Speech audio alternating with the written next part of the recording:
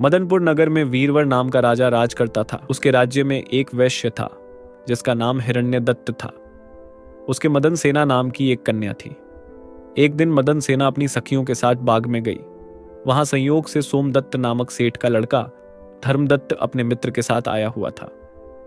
वह मदन सेना को देखते ही उससे प्रेम करने लगा। घर लौटकर वह सारी रात उसके लिए बेचैन रहा। अगले दिन वह फिर बाग में गया। मदन सेना वहां अकेली बैठी थी। उसके पास जाकर उसने कहा, तुम मुझसे प्यार नहीं करोगी तो मैं प्राण दे दूंगा। मदन सेना ने जवाब दिया, आज से 5वें दिन मेरी शादी होने वाली है, मैं तुम्हारी नहीं हो सकती। वह बोला, मैं तुम्हारे बिना जीवित नहीं रह सकता। मदन सेना डर गई, बोली, अच्छी बात है, मेरा ब्याह हो जाने दो, मैं अपने पति के पास जाने से पहले तुमसे जरूर मिलूंगी। वचन देके मदन सेना डर गई।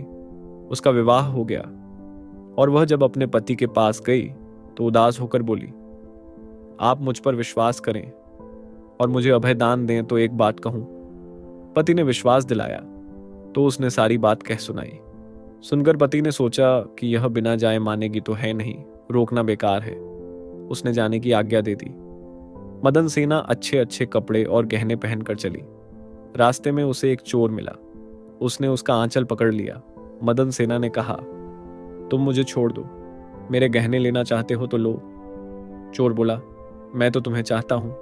मदन सेना ने उसे सारा हाल कहा। पहले मैं वहां हो आऊं तब तुम्हारे पास आऊंगी। चोर ने उसे छोड़ दिया। मदन सेना धर्मदत्त के पास पहुंची। उसे देखकर वह बड़ा खुश हुआ और उसने पूछा, तुम अपने पति से बचकर कैसे आई हो? मदन सेना ने सारी बात सच सच कह दी। धर्मदत्त पर उसका बड़ा गहरा असर पड़ा। उसने उसे छोड़ दिया। फिर वह चोर के पास आई। चोर सब कुछ जानकर बड़ा प्रभावित हुआ और वह उसे घर पर छोड़ गया। इस प्रकार मदन सेना सबसे बचकर पति के पास आ गई। पति ने सारा हाल कह सुना तो बहुत प्रसन्न हुआ और उसके साथ आनंद से रहने लगा। इतना कहकर बेताल बोला, हे राजा, बताओ, पति, धर्मदत्त और चोर, इनमें से कौन अधिक त्यागी है? राजा ने कहा, चोर। मदन सेना का पति तो उसे दूसरे आदमी पर रुझान होने से त्याग देता है। धर्मदत्त उसे इसलिए छोड़ता है कि उसका मन बदल गया था। फिर उसे यह डर भी रहा होगा कि कहीं उसका पति उसे राजा से कहकर दंड न दिलवा दे। लेकिन चोर का किसी को पता न था, फिर भी उसने उसे छोड़ दिया। इसलिए वह उन दोनों से अधिक त्यागी था।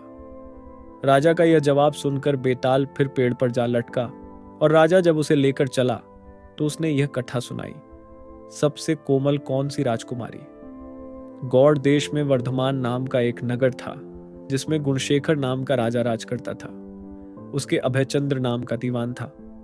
उस दीवान के समझाने से राजा ने अपने राज्य में शिव और विष्णु की पूजा, गोदान, भूदान, पिंडदान आदि सब बंद कर दिए। नगर में डोंडी पिटवा दी कि जो कोई ये काम करेगा उसका सब कुछ छीन कर उसे नगर से निकाल दिया जाएगा। एक दिन दीवान ने कहा, महाराज, अगर कोई किसी को दंड पहुंचाता है और उसके प्राण लेता है तो पाप से उसका जन्म मरण नहीं छूटता। वह बार बार जन्म लेता और मरता है। इससे मनुष्य का जन्म पाकर धर्म बढ़ाना चाहिए। आदमी को हाथी से लेकर चींटी तक सबकी रक्षा करनी चाहिए। जो लोग दूसरों के दुख को नहीं समझते और उन्हें सताते हैं, उनकी इस पृथ्वी पर उम्र घटती जाती है और वे लूले लंगड़े काने बौने होकर जन्म लेते हैं। राजा ने कहा, ठीक है। अब दीवान जैसे कहता, राजा वैसे ही करता। दैवयोग से एक दिन राजा मर गया। उसकी जगह उसका बेटा धर्मराज गद्दी पर बैठा। एक दिन उसने किसी बात पर नाराज होकर दीवान को नगर से बाहर निकल